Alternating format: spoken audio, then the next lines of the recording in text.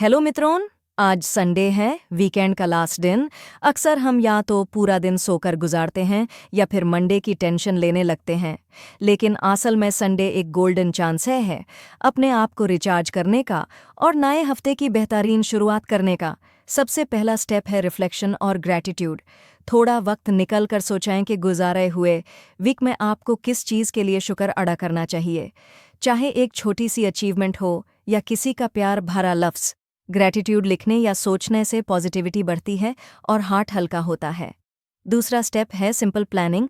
अपनी डायरी या फ़ोन पर अगले हफ्ते के 3 से 4 मेजर टास्क्स लिख लें। ये प्लानिंग आपको ऑर्गेनाइज्ड रखेगी और मंडे के स्ट्रेस को कम करेगी। याद रखिए, प्लानिंग ज़्यादा डिटेल्ड होने की ज़रूरत नहीं, बस एक क्लियर डायरेक्शन चाहिए। तीसरा स्टेप है सेल्फ केयर। संडे को अपने लिए एक छोटा ट्रीट ज़रूर रखें, चाहे स्किन केयर हो, मेडिटेशन, अपनी फेवरेट किताब या मूवी। ये दिन रिचार्ज का दिन है। अपने माइंड और बॉडी को रिलैक्स करना मंडे की फ्रेश स्टार्ट के लिए फ्यूल का काम करता है। और आखिरी टिप है फैमिली और फ्रेंड्स के साथ वक्त गुजरना। संडे का डिनर, छोटी सी आउटिंग या सिर्फ उनके साथ मुस्कान बांटना, ये सब आपको इमोशनल स्ट्रेंथ देते हैं और रिलेशनशिप्स को मजबूत बनाते हैं। तो मित्रों, संडे को बोरिंग या लेजी ना बनाएं।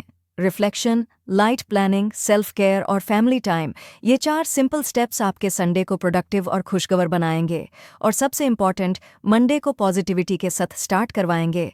Happy Sunday.